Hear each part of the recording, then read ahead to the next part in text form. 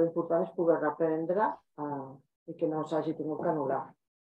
Bueno, avui és l'últim fòrum, ens recordarem almenys durant el temps, i me'n recordaré l'últim fòrum del 2022 de l'AMTAI, i tenim aquí on vam pensar que és molt interessant poder que expliqueu el centenari de l'arribada del Transpirenaic a la Cerdanya, una història gràfica.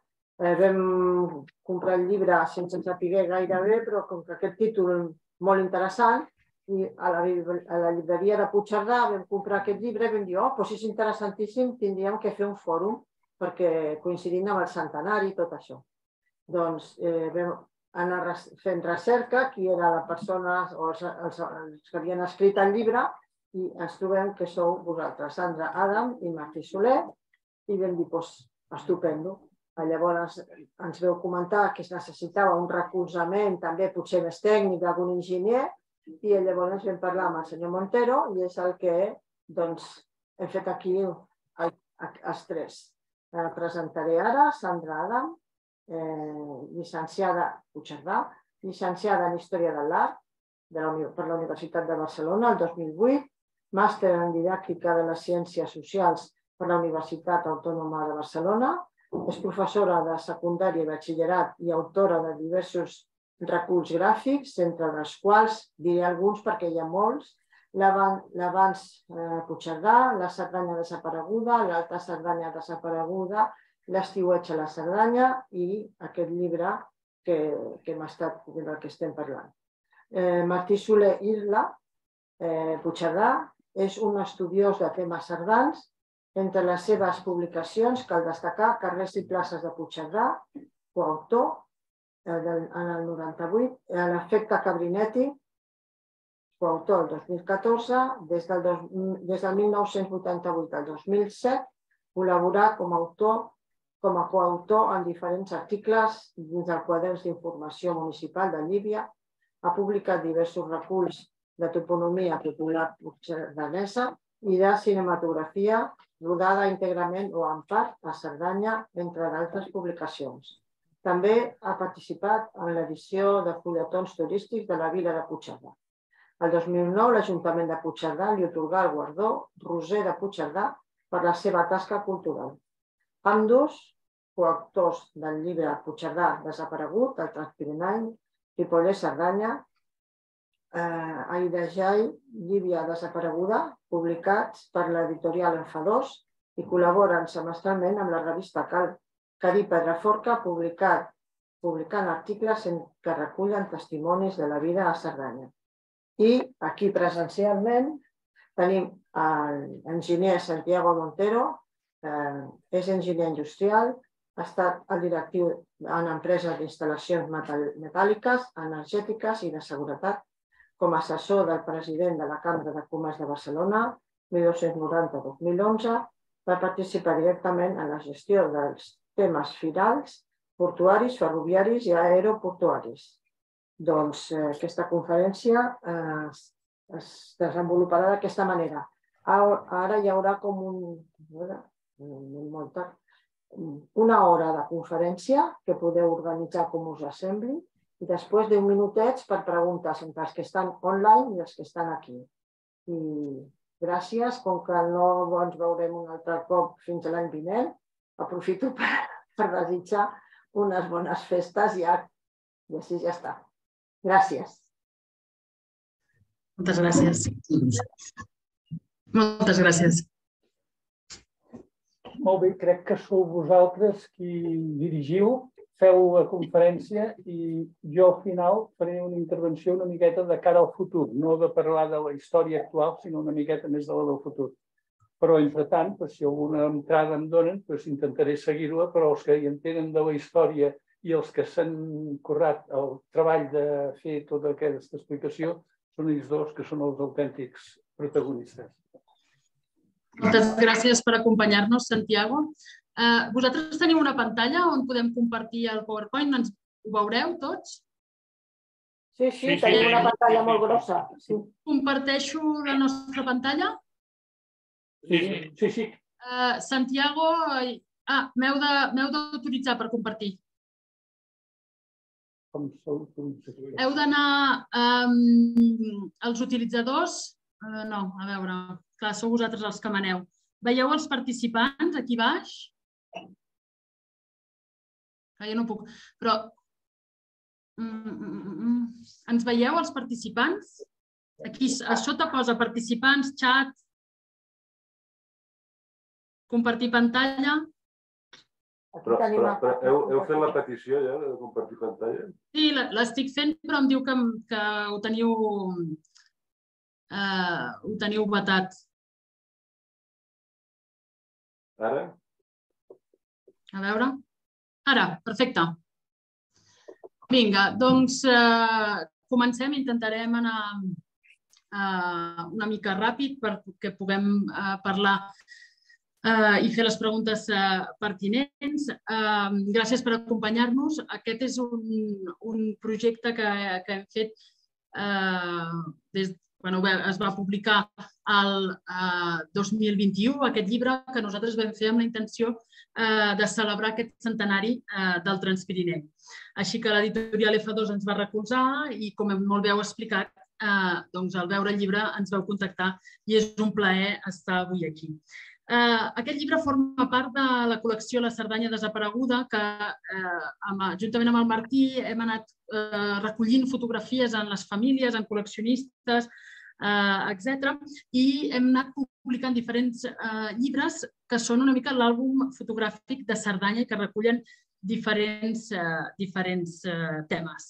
Avui el que ens ocupa és el tren i, malgrat sembla que el Transpirinenc sigui el primer tren que va arribar a Cerdanya, no és així. Com molt bé sabreu, des del 1659 Cerdanya quedà dividida en dues parts i, malgrat les inquietuds eren les mateixes d'una banda que de l'altra, el primer tren en arribar fou el que avui coneixem com el tren groc, que és el tren de la línia de Vilafranca de Conflent a l'estació de la Tour de Querol amb Elx. Evidentment, la línia no es va acabar el 1911, no va arribar el 1911 a la Tour de Querol, ho veurem ràpidament, però sí que va arribar a Bormadam i, per tant, fou el tren que uní Perpinyà amb Cerdanya. Per què? Per què aquest tren? Aquest tren volia vèncer l'aïllament de la Vall Cerdana, volia millorar el comerç, escurçar el temps del trajecte i, evidentment, va suposar una millora per al turisme. Fou una obra d'enginyeria major, aquest tren groc. Aquest primer tren va ser una obra bastant excepcional. S'escollí un tren elèctric que s'inspirava en el metro de París, amb un ample de via d'1 metre i 3 rails, que el fan bastant particular.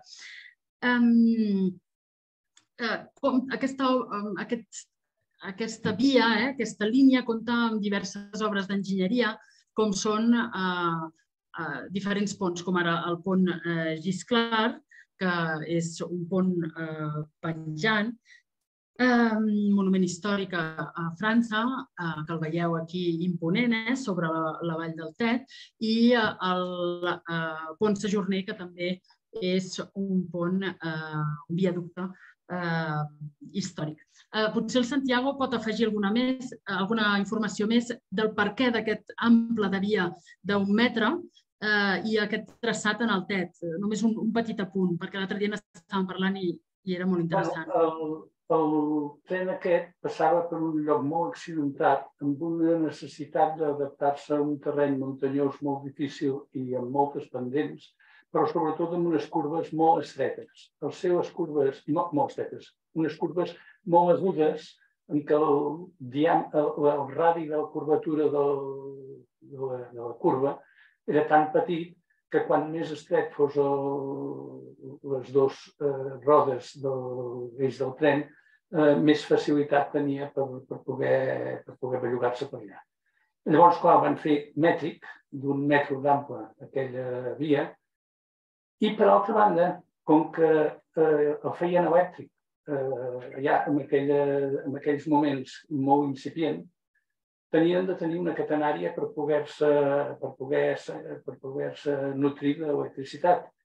I com que, a més, passaven per túnels que eren molt baixos i tenien molt poc calat, gàlid, doncs llavors es van veure obligats a fer una tercera via que era la que donava l'electricitat, la que feia la catenària, diguem-ho així. I amb això s'alimentaven la corrent. Clar, això és molt perillós perquè posar-ho a l'alçada de terra pot provocar accidents i avui dia està prohibit. Però aquest tren groc, inclús actualment, encara continua treballant així.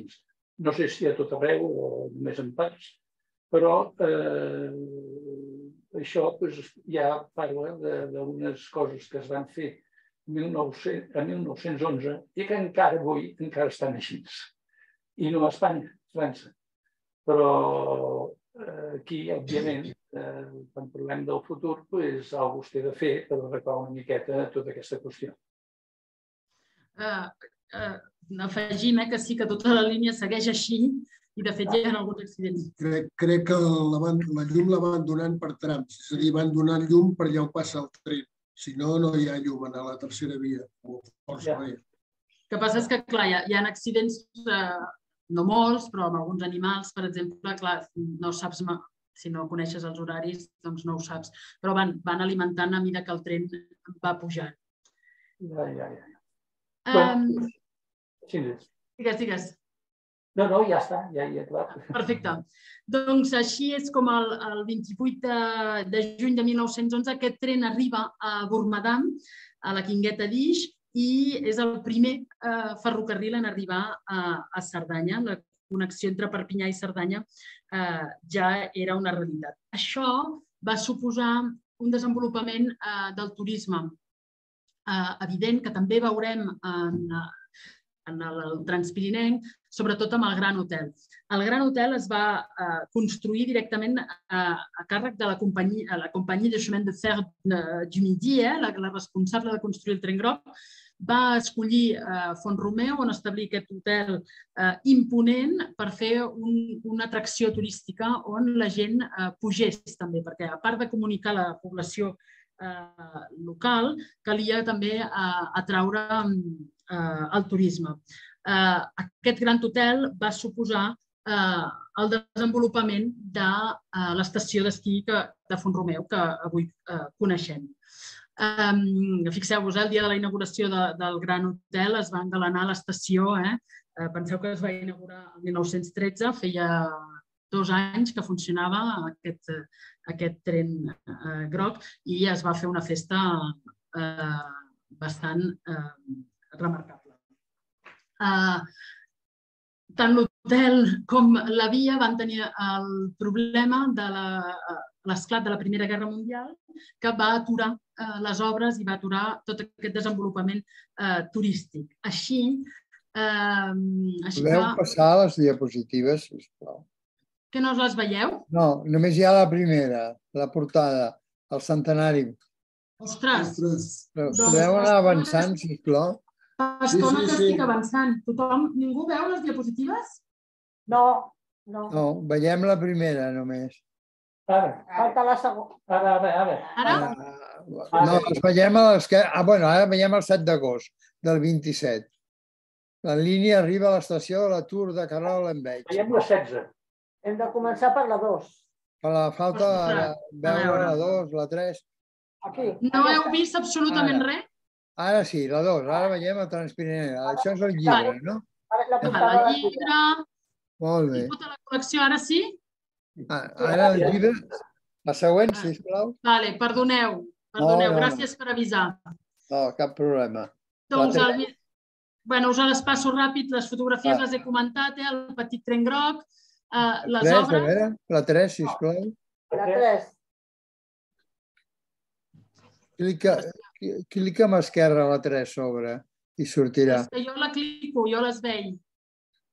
Ara? No. Presentació. Espereu, un moment. Torno a compartir. Compartiré aquí.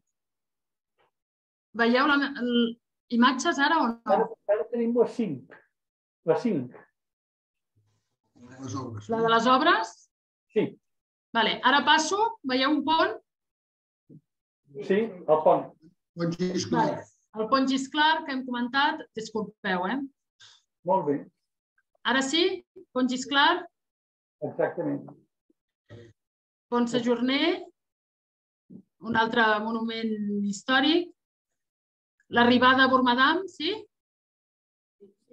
Sí, Bormadam. D'acord. El Gran Hotel? Ara sí? Merci, disculpeu.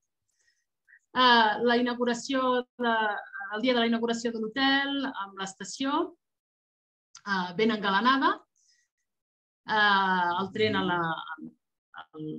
l'andana, i aquí passem, ara anirem fent endavant i enrere. Aquí m'agradaria que us fixéssiu en l'estació, l'edifici que està ben bé a l'esquerra, que és aquesta petita estació del tren groc, perquè l'altra serà del Transpirinenc, més endavant, d'acord? Doncs és aquesta petita la que serà del tren groc. Aquí, a la Tour de Querol, en veig, arriba l'any 1927, d'acord? Sobretot a causa de la interrupció de la guerra. Va ser una fita molt esperat. La gent també va rebre el tren, que es feu servir com a correu i es coneix arreu com el tren groc perquè està pintat amb els colors de la bandera catalana, la sang de color sang i or que diuen els nostres veïns del Rosselló. Si voleu més informació sobre aquest tren, hi ha diverses publicacions de l'editorial Talaia.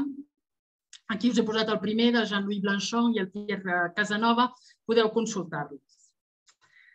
Entrem de dret en el Transpirinenc Oriental. En aquest cas sí que la Baixa Cerdanya té la mateixa voluntat que a l'Alta Cerdanya.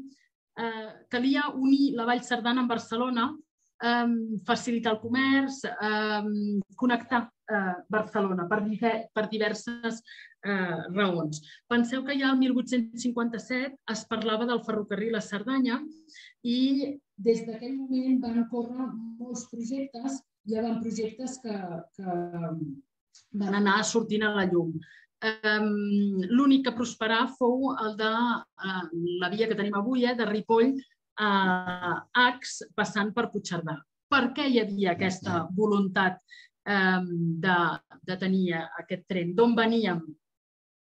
Abans del tren es havia de passar com es podia per la Collada. Quan es va anar arreglant la carretera, diguem-ne, llavors ja es va començar a fer servir la Ceretana. Aquesta imatge que veieu és de 1908 i aquesta diligència, que s'anomenava la Ceretana, unia Ripoll amb Puigcerdà. Era tirada per cisegues que s'aturaven en diverses parades a fer el canvi de tir i el viatge per anar a buscar el ferrocarril podia durar entre 10 i 12 hores. Aquest carruatge que veieu aquí era, l'anterior, un carro que feien servir per portar les mercaderies des de Ripoll i més tard des de Ribes cap a Puigcerdà també per la carretera de la Collada, quan encara no arribava el tren. Aquí veieu una mica el que podia semblar el viatge fins a Cerdanya. Un creuament a la carretera, Collada. Penseu que quan hi havia neu calia palejar, se suspenia el servei. La dificultat de travessar la Collada era evident. Hi havia moltes problemàtiques per esllavissades, intempèries del temps, etc. Aquesta caseta, diguem-ne, deia que el cargol i feien un alto, diguem-ne, al camí per estirar les cames, canviar els cavalls i fer una mica de descans. Així doncs és que aquesta foto també creiem que és força interessant. És del 1905 i representa tota aquesta gent que hi ha aquí. Hi ha gent de Puigcerdà, molta gent de Puigcerdà, molta gent de Cerdanya i una part de gent també d'Aix-les Termes. Es van trobar a dalt al coll de Pimorenc perquè la gent de Cerdanya van anar a Aix-les Termes a veure el ministre d'Assumptes Exteriors, Teofile del Casser, que estiuejava a Aix. I li van anar perquè fes una mica de pressió també perquè el tren passés per aquí, perquè hi havia diversos projectes i, en fi, i va anar molt bé perquè el ministre els va rebre molt bé, inclús després el van convidar a Puigcerdà amb una festa de l'estany que va venir i tot. Aquesta trobada va sorgir després que el 18 d'agost del 1904 es signés un conveni hispano-francès, el que avui diguem projectes transfronterers, que estem tan obsessionats treballant amb aquests tipus de projectes. El 1904 es signa el conveni hispano-francès sobre la construcció de 3 línies internacionals que travessarien la frontera amb França al Pirineu. Només per recordar-ho, la línia de Lleida a Sant Girons, que es va aturar a la Pobla de Segur i no va arribar mai a creuar el Pirineu, la línia de Saragossa a Pau, passant per Canfranc, que sí que va funcionar, però als anys 70 va quedar estroncada i ja mai més es va fer aquesta connexió, i la línia de Ripoll a Ax, que és la nostra i que actualment és l'única que segueix en funcionament. En aquest conveni hispano-francès es deia que aquesta línia tindria 2 vies, una d'ample internacional i una altra d'ample ibèric, i 2 estacions internacionals. Ambdós governs, tant l'espanyol com el francès, es van comprometre a construir-la en un període màxim de 10 anys. Això no va ser així. Les obres van començar el 1911.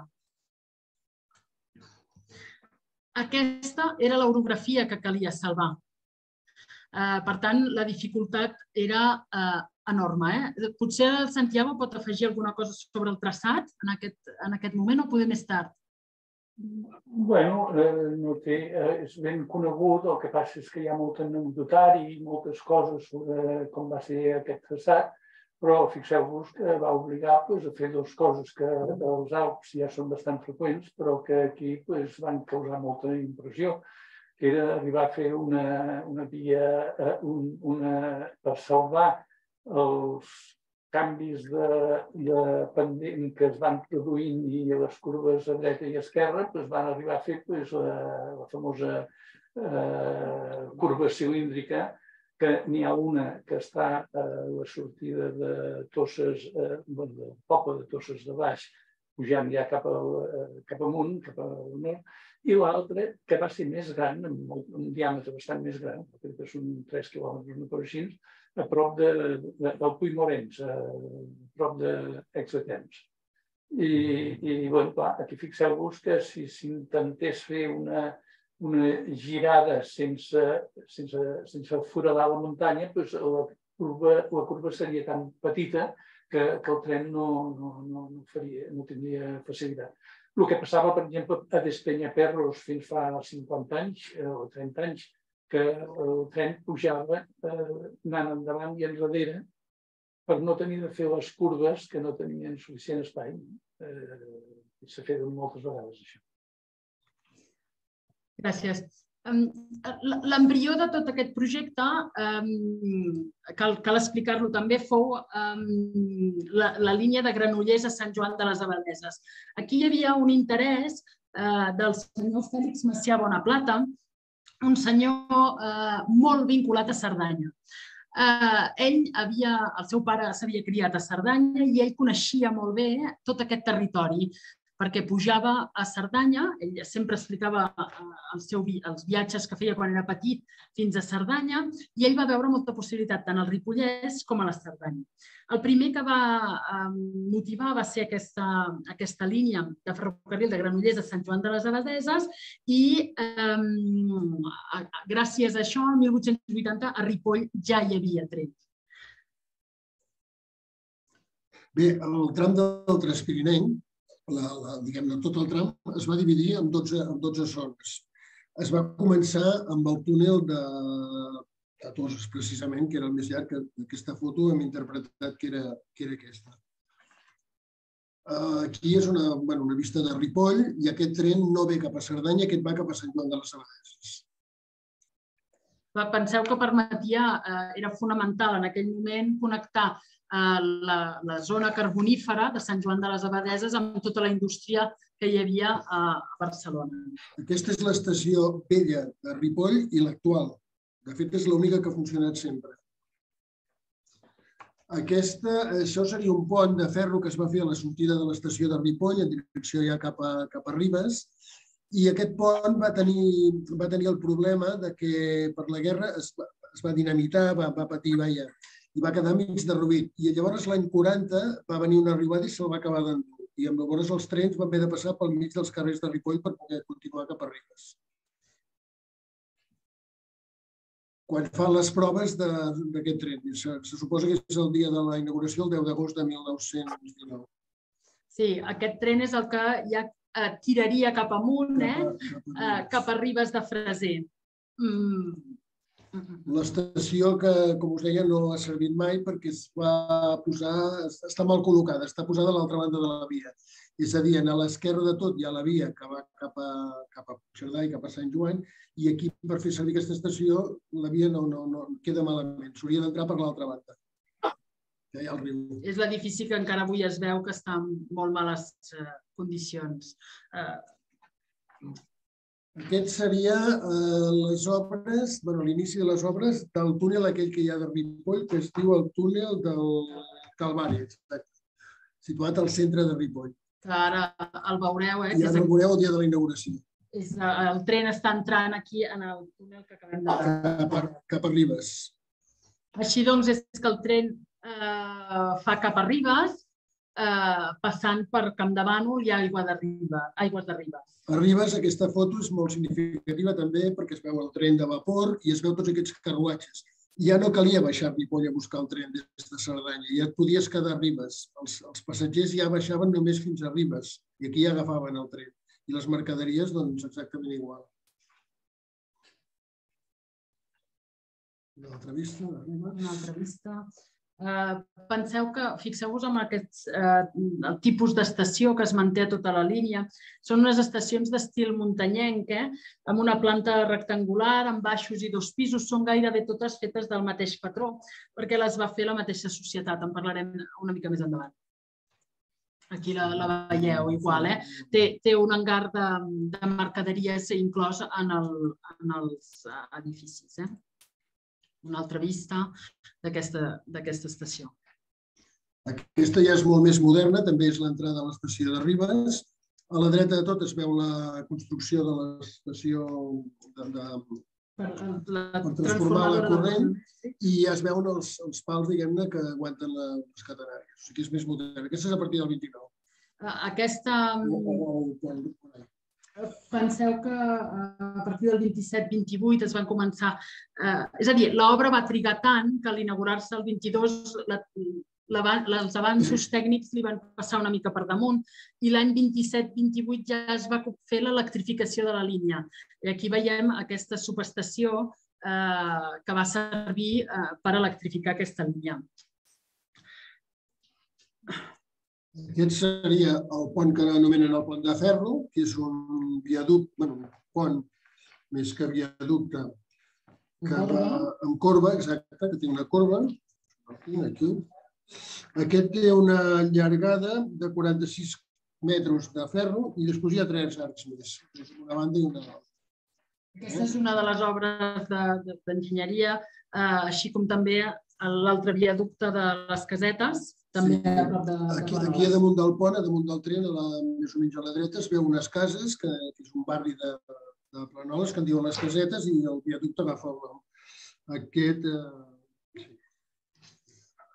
70 metres. Així doncs, tenim el tren que ha arribat a Ribes i no arribarà a Planoles fins l'any 1922, quan s'obria el tram entre Ripoll i la Molina, al juliol. Aquesta estació, si us fixeu, és exactament o molt similar, encara que sigui una mica més petita, sempre segueix el mateix format i els mateixos materials.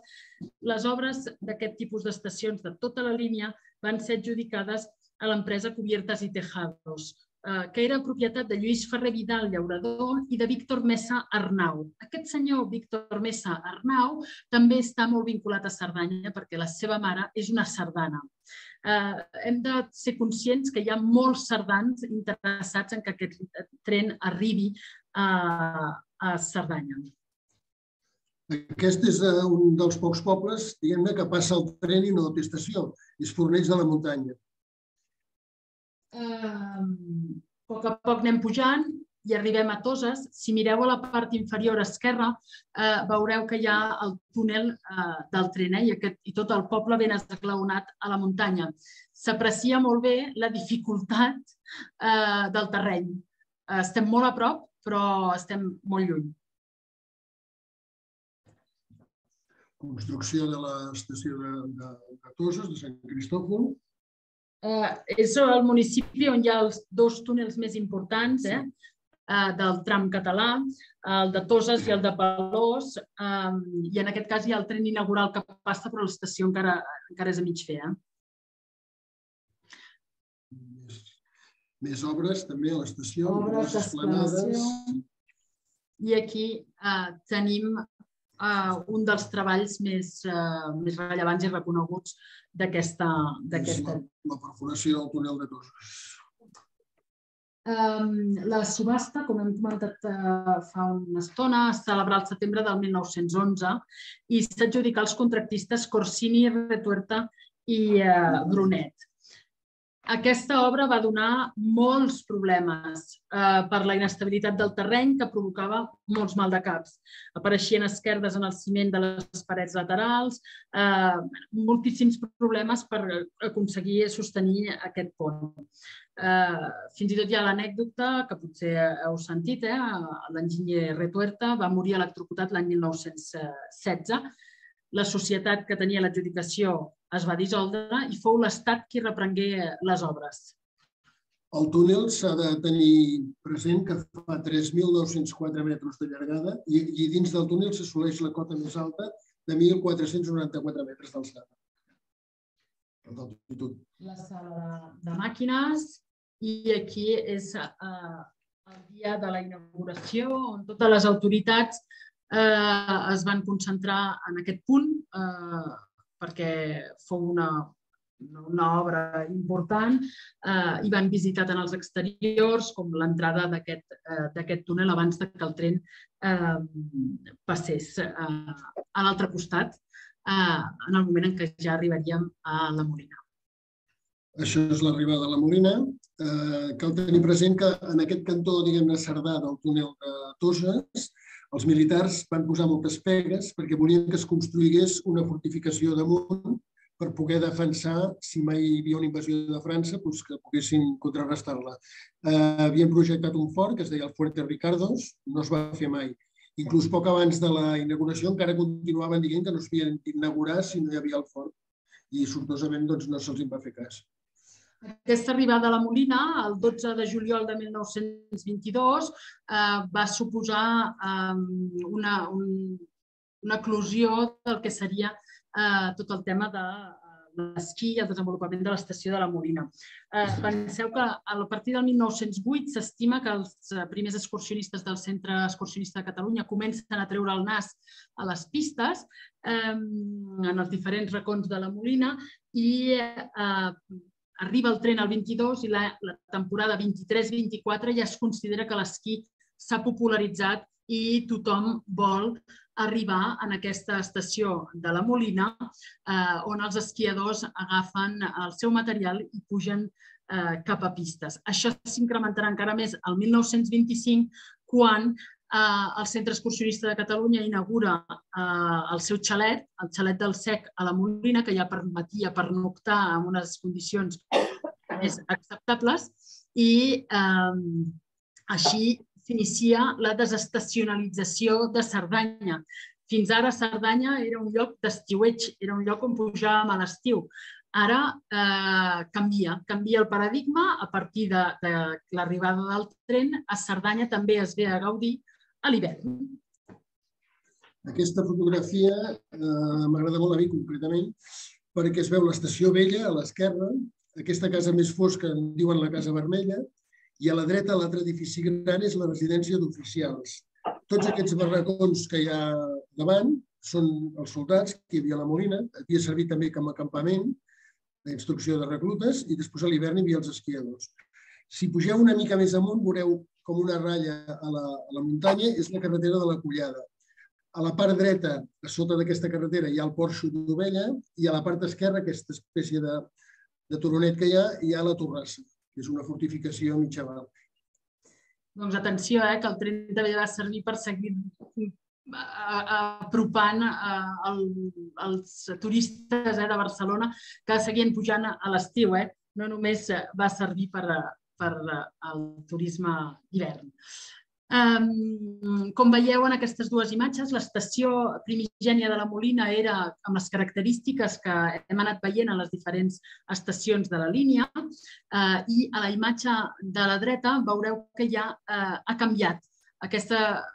L'estació vella es va cremar, es va decidir enderrocar i es va construir ja amb una forma més alpina, més amb aquests grans llosats, amb uns grans baixants de pissarra. Els soldats continuaven amb barracons de fusta, Sí. Ens anem apropant a la capital sardana. Aquí veieu el tren a mitja muntanya, com arriba cap a l'estació d'Urjalp.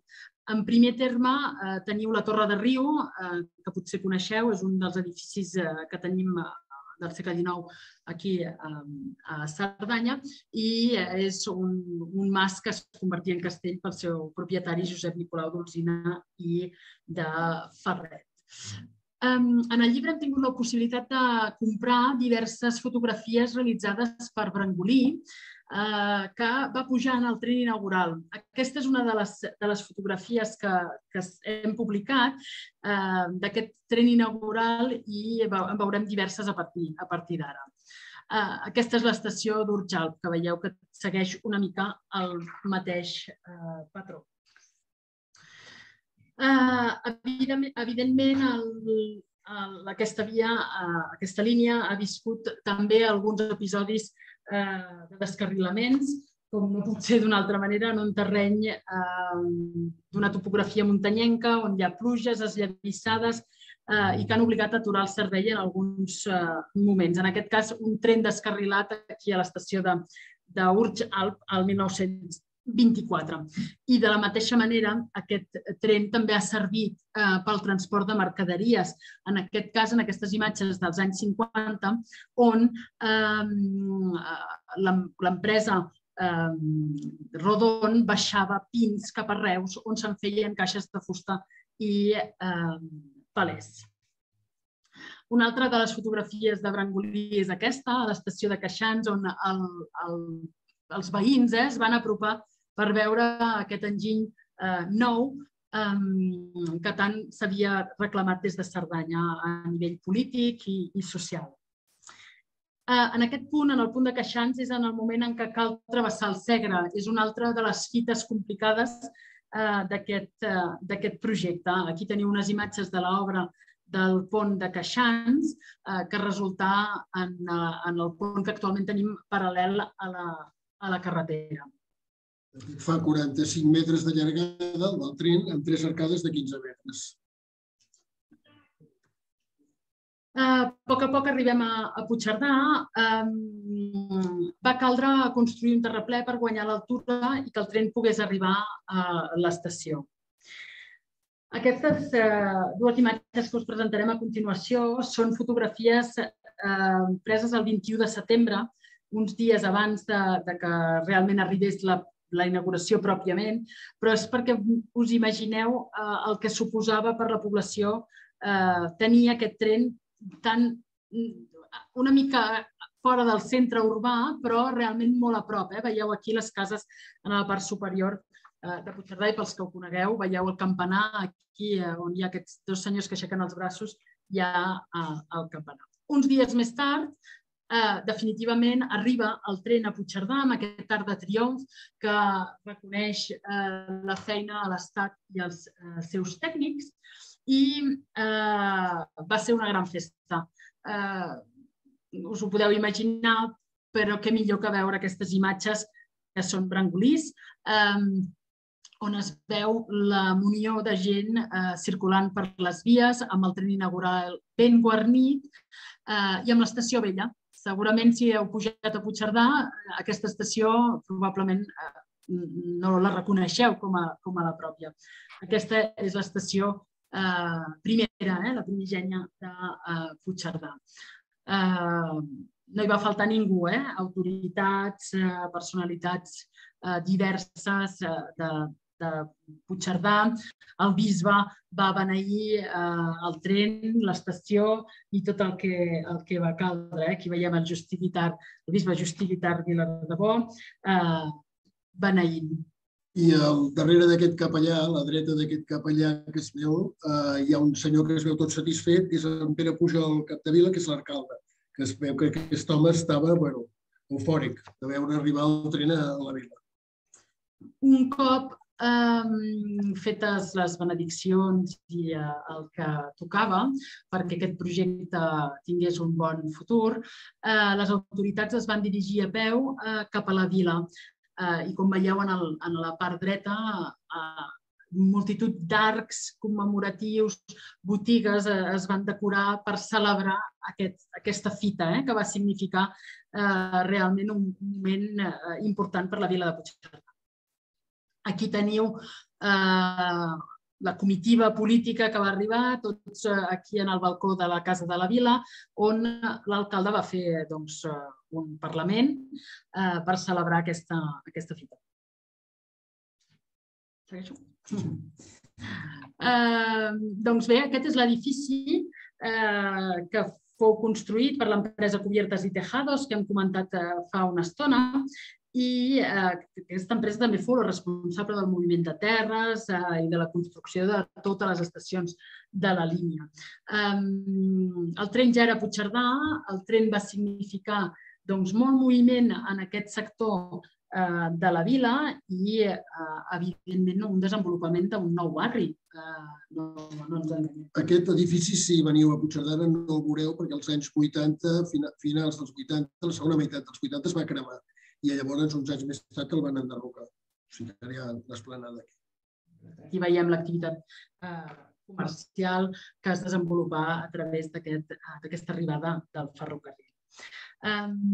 Només a tall de punt ens traslladarem una mica al 1929, on es va dur a terme la connexió internacional. Aquesta imatge que veieu és les obres de l'estació, que segurament aquesta sí la coneixeu, és la que tenim actualment i que us ensenyarem ara en algunes altres imatges. El 22 s'atura aquestes obres i no es reprenen fins al 27, pràcticament, el 26-27. És un moment que el tren groc, l'any 27, també arriba fins a Enveig. És un moment on tot el tema del tren torna a reprendre. I aquí veieu la imatge de l'explanació en direcció a Puigcerdà, però ja veiem els dos amples de via cap a la connexió internacional. Més obres, aquestes en direcció a la Tor de Querol, que van permetre la inauguració l'any 29 de la nova estació internacional. Aquesta és la que tenim avui en dia, però fa un moment hem vist, l'any 22, hem vist aquella petita estació. I ara, veieu quina estació, amb quin goig, és completament diferent. Aquest fou un projecte transfronterer completament, fins i tot amb les locomotores. Aquí veiem una locomotora que es deia Estado 1000. És un model que es fabricava al País Basc i es fabricava a partir del 1927 específicament per aquest trajecte de Ripoll a la Tor de Querol. S'inspirava en un model francès que estava dissenyat especialment per les fortes pendents i ja preveia el funcionament amb els 1.500 vols de la línia internacional francesa. D'aquesta locomotora només se'n van fer 7 i no superaven els 65 quilòmetres per hora. En aquest cas és la Estado 1003. Aquí teniu una vista de Puigcerdà al fons amb aquesta nova estació internacional que ja estava prevista en l'acord hispano-francès del 1904, però que no s'havia fet en aquell moment. Evidentment, imatges ja en temps de l'estació electrificada de tota l'activitat comercial que es duia a terme en aquesta estació, que durant la guerra va viure un episodi rellevant, ja que el 23 de gener de 1938, 14 avions de l'aviació feixista italiana van entrar a Cerdanya des del Pimorenc i van bombardejar aquesta estació.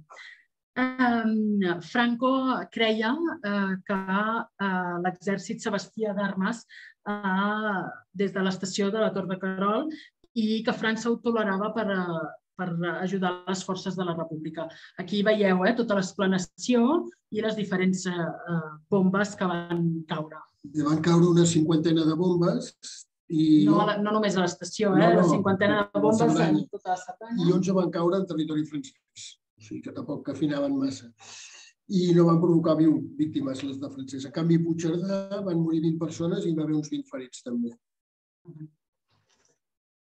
Així doncs, l'estació va suposar el naixement d'un nou barri, comunicacions amb les diferents poblacions, ja sigui Vic, ja sigui Ripoll i, evidentment, Barcelona.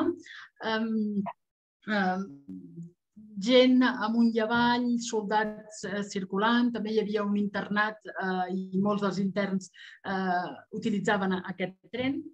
Aquí es veu la Guàrdia Civil, aquí la duana, a l'estació, perquè també feia de duana. És a dir, quan havies de pujar en el tren des de Puigcerdà, havies de passar una duana. Controlaven els paquets, els equipatges, tot. I, a més, controlaven també els que ens venien de la Tor de Querol. O sigui, això era la Guàrdia Civil de Fronteres que hi havia a la duana. Perdona, a l'estació. A l'estació. I fins i tot aquesta particularitat d'una estació amb dos amples diferents, amb una connexió de Puigcerdà fins a París, va ser escenari d'aquestes fotografies de la pel·lícula La Encrucijada d'Alfons Valcárcel. El projecte culminà amb la unió, l'arribada dels trens espanyols a França i dels trens francesos a Espanya. I aquí tenim la imatge de l'altra estació internacional, que ja estava prevista en el conveni hispano-francès de l'inici. I aquí la veieu, els terrenys s'havien comprat el 1916 i no es va acabar aquesta estació fins al 1929. Nosaltres aturem la història d'aquesta línia aquí perquè no podem arribar fins a Ax, seria massa llarg, però sí que és rellevant aquesta connexió l'any 29. L'any 29 en parlarem, celebrarem el centenari de la connexió. De tota manera, el llibre sí que arriba fins a Ax. El llibre anem fent el mateix que hem fet fins aquí, anem fent totes les estacions, túnels, ponts, viaductes, fins a Ax les Termes. Al llibre trobareu el mateix programa, però al revés. Han estat 100 anys de viatges i de reclamacions. Sí. L'any 1984 hi va haver un intent per part del govern de l'Estat de suprimir diverses vies de ferrocarril perquè eren deficitàries. Llavors, la nostra ens va tocar també.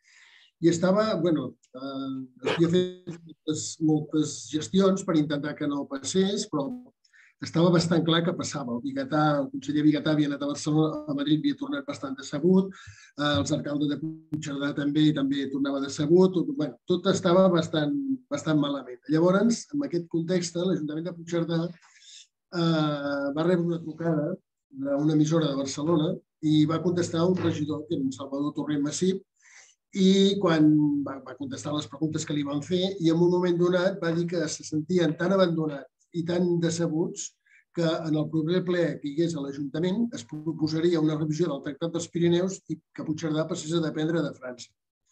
Això va córrer com la pólvora per Barcelona i al cap d'una poca estona una altra emissora de Barcelona va trucar a l'alcalde, que era Joan Llombart, i aquest no sabia res. I llavors, clar, quan se'n va anar donant compte del que hi havia, va dir, ho estem valorant.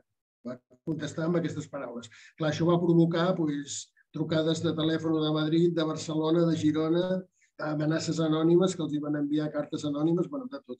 Finalment també hi va haver 3 persones, concretament aquest senyor Massip, el Torrent Massip, el Llombart, que és l'alcalde, i i l'arxiver, que era el Sebastià Busom, que van tenir la idea d'anar a comprar 10.000 postals aquí de Puigcerdà i de Cerdanya i van fer imprimir uns textos i llavors, que és això que veieu aquí, i llavors estaven dirigides al Felipe González Márquez, presidente del gobierno, Palacio de la Moncloa i tot això. Bueno, total, que en la postal aquesta es havia de posar el nom, l'adreça, el DNI i la firma, i es van enviar les 10.000 postals. Quan a la Moncloa van rebre les 10.000 postals, el servei de registre d'entrada va quedar col·lapsat i llavors les van haver de contestar totes. I el més interessant és que diuen que es manté el tren. O sigui que una mica de tots, però al final l'últim paràgraf queda el tren. Mantener abierto el tráfico y con cargo a los presupuestos generales del Estado el tramo Montcada-Ripoll y mantener abierto el tráfico en su carácter internacional Ripoll-La Tour de Carol. O sigui, això és l'interessant de tota aquesta moguda. Què més? El futur de la línia. Santiago, com ho veus, això? En celebrarem 100 més o no? Perdó, què em dius? Celebrarem 100 anys més o no? Jo crec que anirà més de pressa. Això no ho sabem ningú, però sí que es donen les circumstàncies perquè vagi més de pressa. Una primera circumstància que es dona és que en aquests moments la Unió Europea, amb el tema ferroviari, s'ha posat les piles. Seria molt llarg d'explicar tot el procés que ha tingut Europa en relació al tren, però des que l'any 92 va fer el primer paquet de directives ferroviàries del que no en van fer cas quasi cap país i que hi va haver unes grans queixes sobre això, fins ara que està culminant, després de 4 paquets de directives, l'últim dels quals va ser el 2016, i d'unes disposicions que ha fet precisament el mes d'octubre d'aquest any, o sigui, ara fa un mes, en què ja pràcticament no dona altre remei que Europa es dirigeixi a tenir un sistema ferroviari únic. O sigui, tenim que Europa, segons la Unió Europea i les disposicions que ha pres, que són d'obligat compliment, hem de tenir una comunicació absoluta entre els diferents països amb els que hi hagi interoperabilitat, que és una paraula que ens tindrem d'anar aprenent tots, que vol dir que els trens, sense exagerar, pràcticament, que ens en puguem anar a una guixeta d'aquí a Barcelona a comprar un bitllet per anar a Varsòvia i que allà, aquí a Barcelona, ens venguin el bitllet i aquell bitllet que val els 10 euros que sigui, obligarà a anar fent un recorregut en què passaràs per diferents propietaris de vies, perquè hi haurà diferents propietaris de vies, no necessàriament estatals, i diferents empreses ferroviàries que aniràs passant d'una a l'altra i arribaràs fins a Varsòvia. Però aquell bitllet que val 100 euros ja tindrà distribuït entre tots els que participen en el trasllat, totes les empreses, que 24 euros els pagaràs a un francès, 14 a un suís i així successivament, i amb allò tindràs una comptabilitat de tots els països europeus fixada conjuntament. Però, clar, el de menys és la comptabilitat. L'important és que tota l'estructura d'organització que ha de tenir el tren ha de permetre que això pugui ser factible i això obliga a una cosa tan essencial, per exemple, per nosaltres, com que l'estàndard de les vies sigui el mateix per tots. I el dia l'estàndard de les vies, el primer estàndard que posaríem és l'ample de via. Això, l'ample de via, Europa ens ha dit que ho tenim d'arreglar. I, a més, ens posa dates, ens posa programa i ens posa exigències. Després, potser no ho complirem, ja ho veurem. Però les coses ara van ser. Ara, també va acompanyar d'això d'una altra cosa que encara és més favorable, que és que s'han creat una sèrie de fons europeus perquè això es pugui realitzar. I si aquests fons europeus, el Next Generation és el més famós, però n'hi ha molts més, permeten que els estats que, com Espanya, tenim molta feina a fer i coses d'aquestes, realment tindrem d'aprofitar aquests fons. El que comença a passar, i això ja és negatiu, és que ni nosaltres mateixos som capaços de demanar els fons.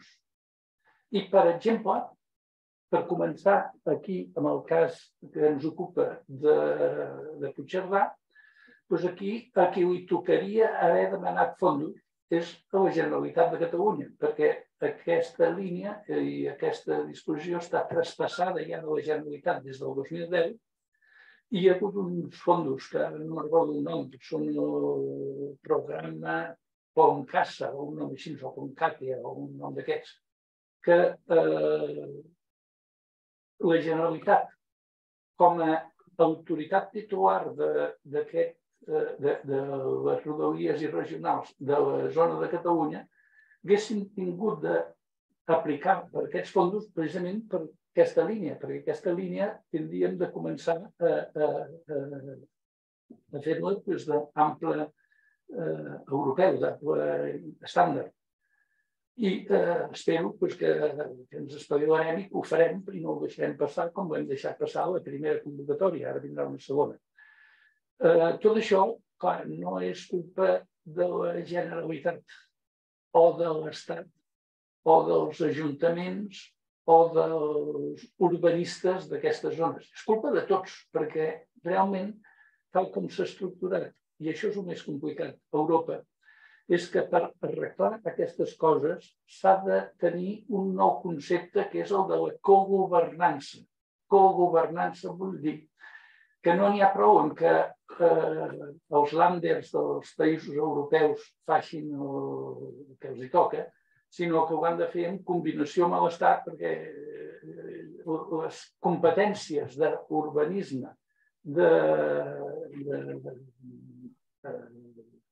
qüestions de tipus ambiental, de qüestions de tipus tècnic, etc., estan repartides entre les diferents administracions. I, per tant, són les administracions les que han d'aprendre a treballar conjuntament. I això tampoc en sabem. Però bé, amb això contesto la pregunta de que el panorama està canviant, que en aquests moments estem fortament impulsats per Europa per fer aquestes coses, que ha arribat el moment de fer-ho i que amb més o menys dificultats jo crec que no trigarem 100 anys com hem trigat amb això, sinó que el que ara hem de fer ho farem més ràpid. No sé si tenim alguna pregunta més. Què en penseu d'aquesta línia que es parla d'Andorra, la Seu i fer la connexió a Alp? Voleu dir que no s'equivoquen, que no s'hauria de fer aquí baix al pla, entre Enveig o la Tour de Querol o Puigcerdà? Perquè una persona, per exemple, que d'Andorra vulgui anar a Tolosa, tindria que venir amb aquest tren fins a Alp, Alp agafar el que ve de Barcelona fins a Puigcerdà o fins a la Tour de Querol, tornar a canviar de tren i tornar a agafar el de Tolosa. No seria més pràctic fer un ús aquí al centre de la vall, que ja pràcticament és fet, i aquí arribaria el tren aquest possible d'Andorra, el de Barcelona, el de Toulouse a París i el tren groc de Perpinyà? A veure, aquí cadascú tindrà la seva opinió i la meva opinió no té més valor que la que pugui tenir qualsevol dels que estem aquí tots plegats, no? Però jo crec que els problemes, això ens ho han ensenyat a l'Escola d'Enginyers, s'han de jerarquitzar i anar del gran al petit i no començar amb el més petit, sinó tenir estructurat el que sigui fonamental. Ara han canviat les coses, han canviat molt. Quan estem parlant de la història, el que importa és fer el tren que vingui de Ripoll a Puigcerdà. I aquest és el gran esforç en aquells moments. Ara, encara que sembli una miqueta estrany, el problema és invers. Per arreglar el tren de Barcelona a Toulouse, per fer la línia Barcelona-Toulouse, el problema el tenim a Barcelona. El problema no el tenim en les zones intermitges. Això, si no ho explico amb una miqueta més de detall, us semblarà que estic dient una cosa que és una miqueta inversemblant. Però jo crec que la primera idea que s'ha de tenir és que el que realment Europa ens defensarà i vol que fem és una xarxa.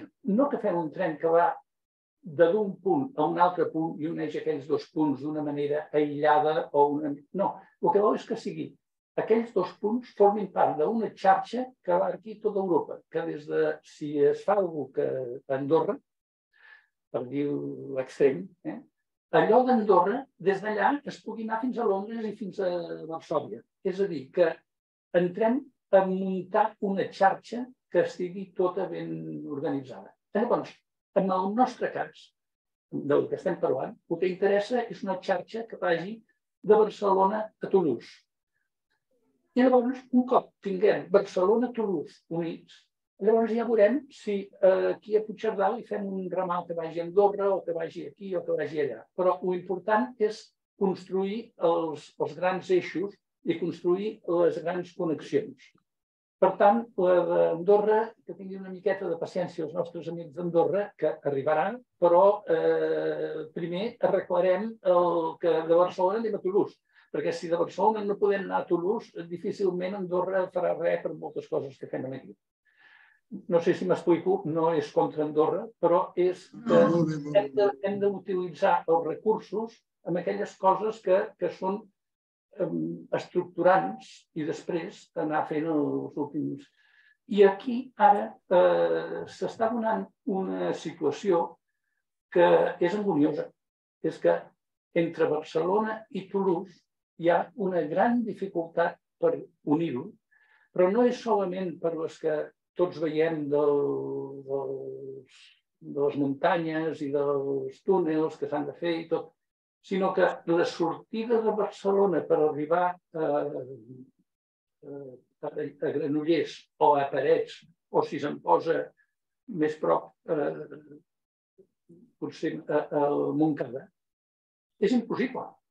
És impossible perquè això ja tindríem d'entrar en un llibre que he escrit jo i aquell senyor que està allà darrere, que està amagat, que es diu Carles Viadell, no l'hem fet dins els dos, que en aquest llibre parlem de... No faig propaganda perquè a més ja està esgotat i no està a la venda, però idees per a la transició ferroviària en Catalunya. La transició ferroviària és això, passar del que tenim ara a un sistema integrat a Europa. I les idees, ens trobem que a Barcelona tenim un TAP, amb què el número de trens que poden travessar Barcelona cada hora són 37 o 38. 38 trens que poden travessar Barcelona per aquí, pel carrer Aragó i per la plaça Catalunya, aquests dos.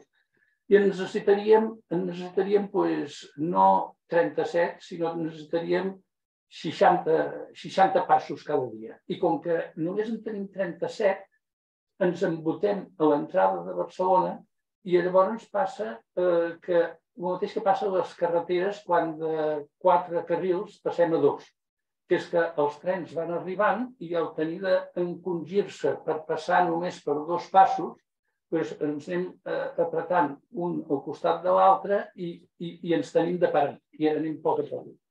Doncs com no augmentem la capacitat d'absorció de Barcelona de passos de tren, els altres queden aturats. Es produeix un efecte ben conegut amb la teoria de cues, que en definitiva els trens van lents. Si volem que el tren de Toulouse o de Puigcerdà arribi ràpid fins a Barcelona i la travessi ràpid, hem de millorar Barcelona, més que no pas millorar el que tenim a darrere. Clar, quan això jo ho dic a Vic, no sé si aquí no hi ha ningú de Vic que ens escolti, però hi ha una senyora que es diu Montse Ayats, que és una activista extraordinària i que Quan li vaig dir que el problema perquè el de Vic vingui més de pressa és que hem de millorar a Barcelona, va dir, no, escolta'm, els d'Estel Tolstoi és a Barcelona i que no ens teniu en compte. No, ens dona aquesta circumstància. S'ha de mirar amb visió ampla. O sigui, el zoom hem de posar no en un punt, sinó a tot el país. Ara, un cop tinguem... I clar, la via de Barcelona a Toulouse, realment jo crec que ja hi ha un acord bastant generalitzat que tindrà 3 subtrams. Un subtram que serà el de Barcelona fins a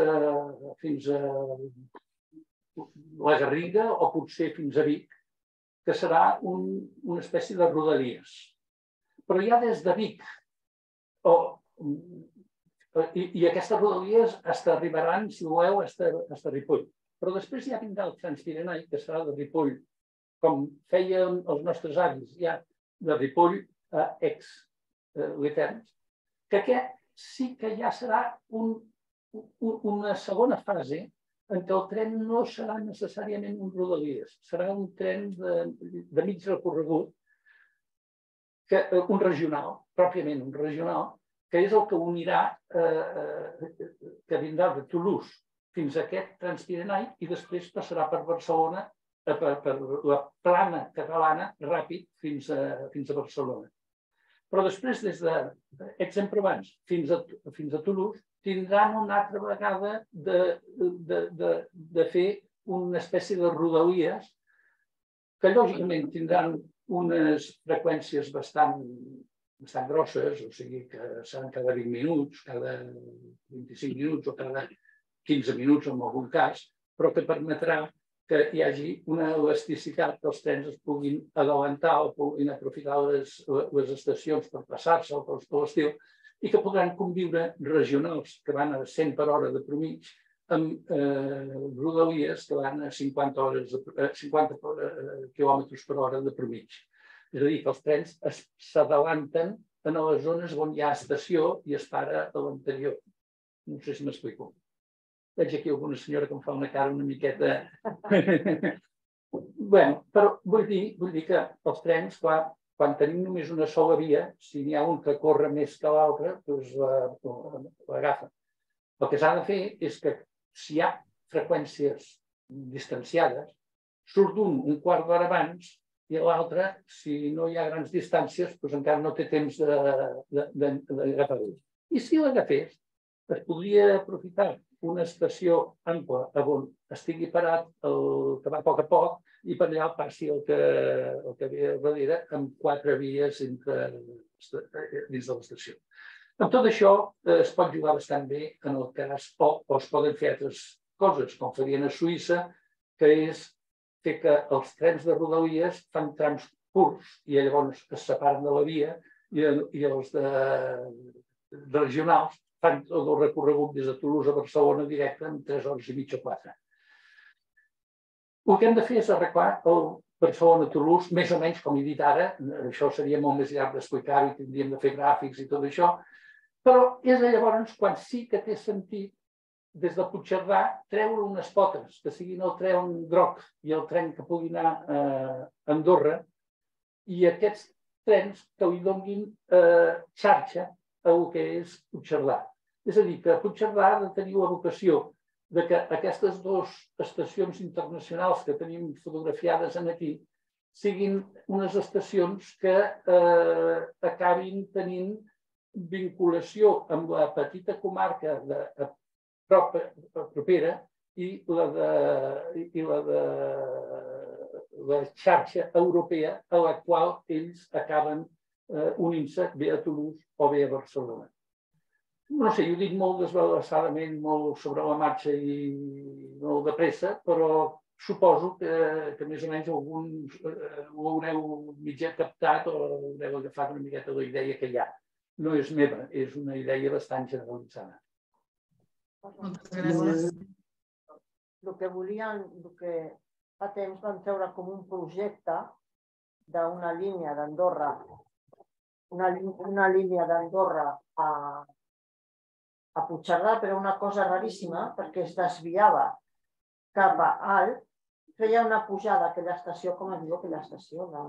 Urts, una cosa terrible, i després que no li veia el sentit. I llavors això és preocupant si això ho tiren endavant d'aquesta forma.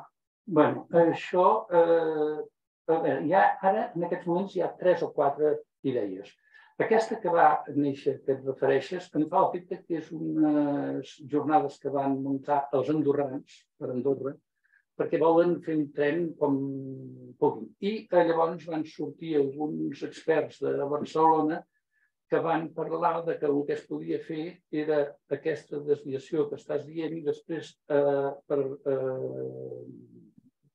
baixar cap al Seu d'Urgell i després de Seu d'Urgell pujar a Andorra, una cosa així.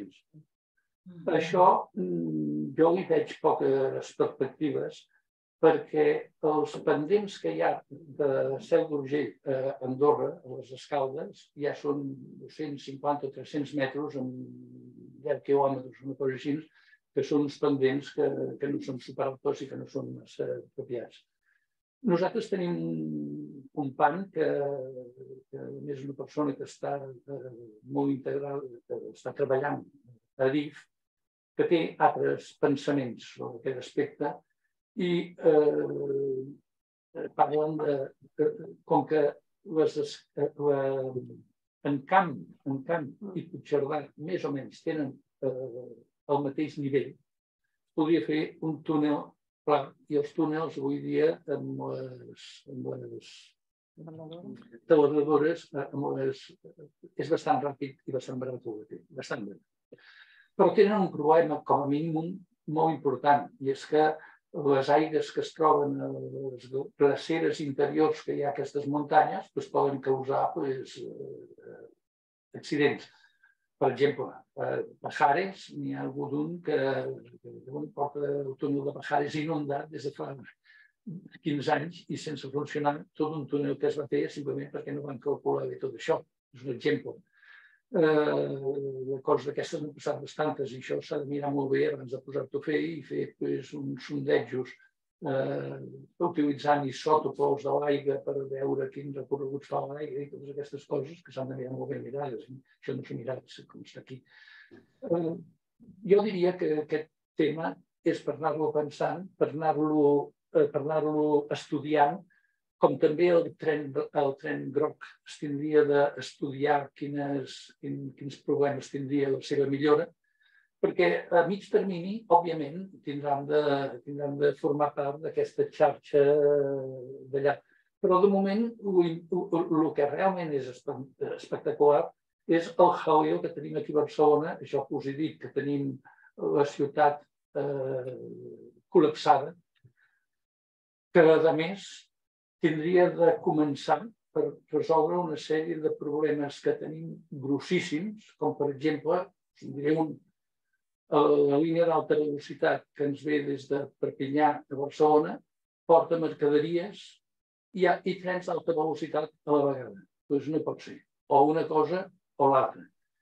I aquesta no és aquesta, ja t'obliga a que, vulguem que no, tindrem de portar les mercaderies de França a través de la línia convencional. I com que la línia convencional la tenim ocupada per als trens de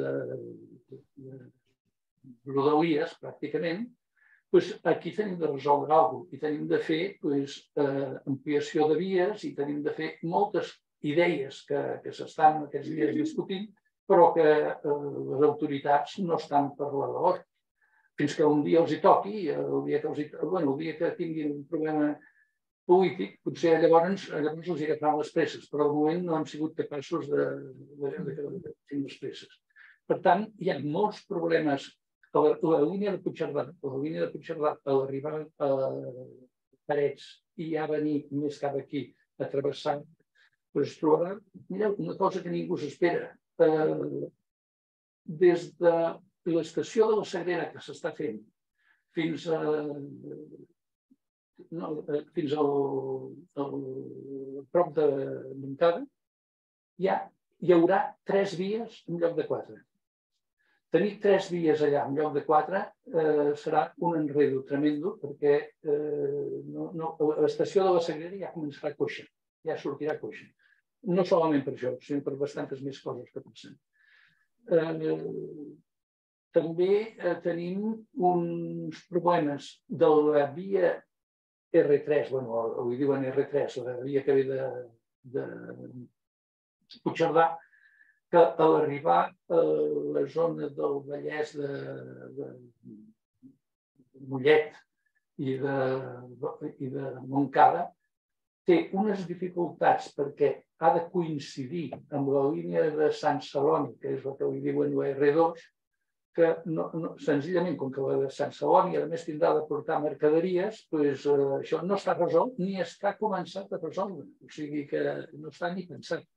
I aquí hi ha un problema enorme. Si aquests problemes no es resolen, més valdrà que posem la línia de Puigcerdà amb sortida des de Granollers i que anem un cotxe a buscar-la a Granollers i ens anem cada un, perquè és que la part que toca de Barcelona està molt, molt, molt verda. I aquest és el problema que tenim. En certa manera, tornem als orígens. La línia surt de Granollers, com a l'origen. Efectivament, va començar de Granollers a Sant Joan de Déu. Doncs tornarem aquí. Tornarem aquí. Però les estacions de ferrocarril de Londres, les estacions de ferrocarril de Londres, per dir unes que jo he vist, surten de l'estació amb, no sé, 8 o 10 vies fins molts quilòmetres lluny de l'estació. Vull dir que, clar, hi ha els espais per fer. Aquí tindria que sortir a Barcelona.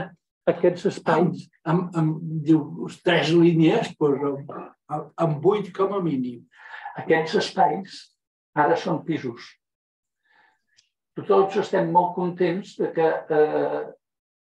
Sant Feliu de Llobregat ara estan fent un túnel per fer venir la línia de tren. Allò abans era una avinguda així d'ample. Han fet pisos i al final, al cap de fer pisos, llavors es queixen que allò fa soroll i volen que es faci per sota. Al fer per sota, sap què passa? El tren va més lent i a més no tens possibilitat de posar una tercera o una quarta via. Amb la qual perds capacitat ferroviària. I aquí ara estem pagant una pila de milions d'euros per millorar el pas de Sant Feliu de Llobregat, que en definitiva està perjudicant el sistema ferroviari perquè li resta capacitat. O sigui que ens estem gastant inversions que van en contra del sistema ferroviari, encara que en l'Ajuntament del poble li agradi molt perquè llavors queda més bonic el poble. Però ja estem amb el problema que estem parlant, que a Londres han mantingut els terrenys. I el mantindre els terrenys és la clau perquè després puguin funcionar les vies. Si no, no funcionen. A vegades es carrega en els polítics actuals els problemes que van generar els anteriors, que són els que es van vendre els terrenys. Ja, perdoneu. Això que com hi ha el Ferranet, que hi han fet tants estudis i no es tira endavant, podríem dir, per la cinturó mediterrani. Hi ha un grup de gent que feia molts estudis i no tira endavant. Vull dir, és un problema que et facin cas, per dir que ja pots anar estudiant coses que si no et fan cas.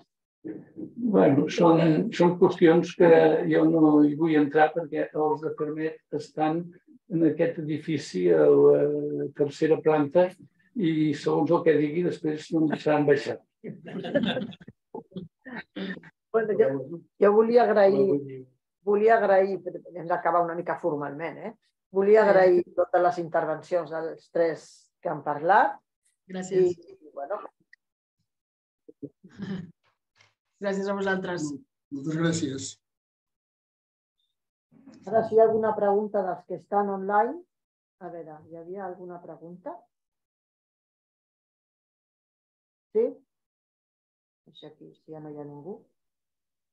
Al xat.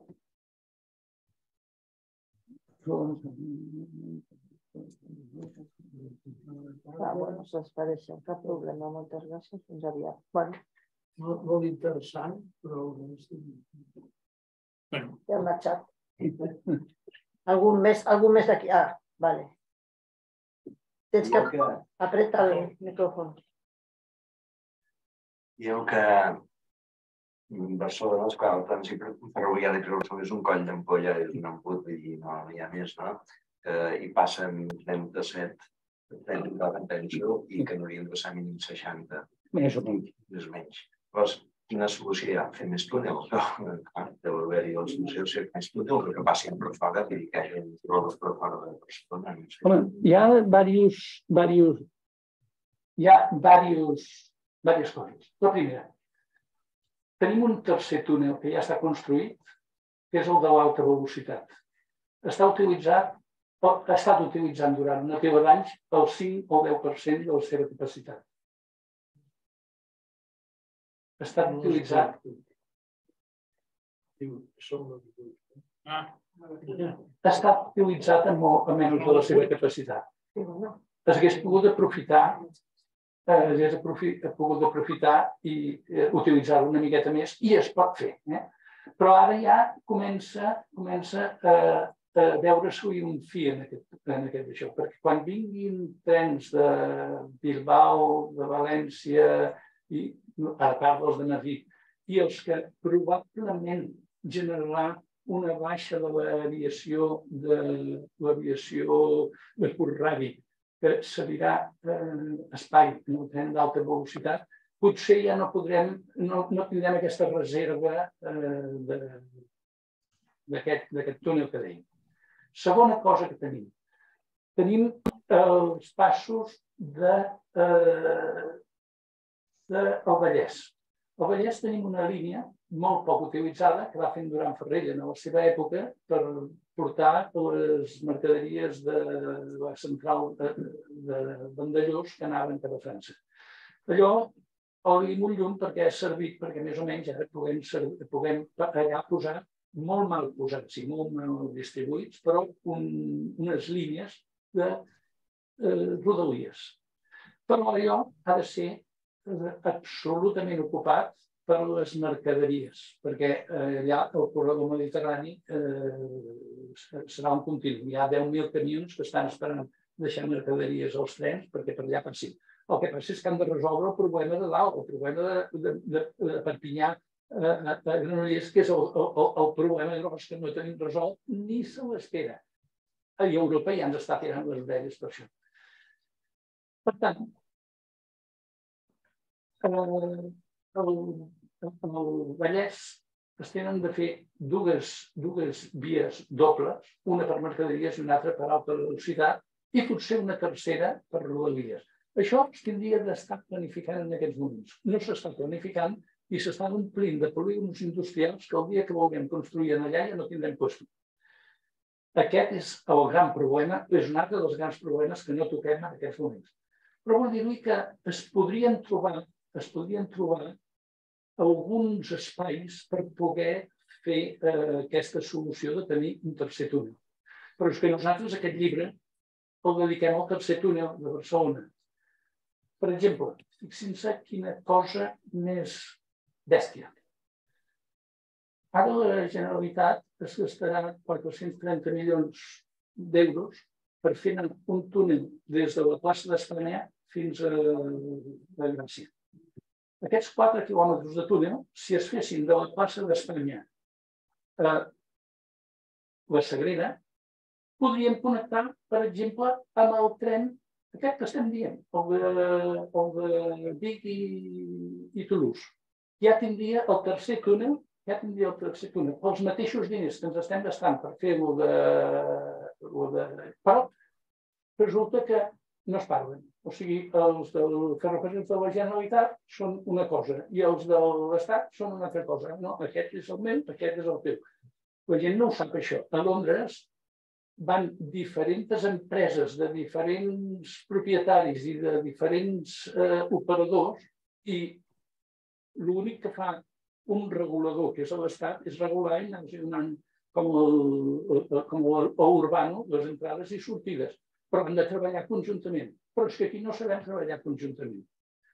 Vull dir que s'estan perdent oportunitats constantment per resoldre aquest problema. I ningú, tampoc els senyors de Fermet, fa cap demanda per resoldre aquestes coses. Vull dir-li que aquest és un tema en què els enginyers tenim molta culpa perquè no hem pogut participar en intentar organitzar aquest desori. I crec que...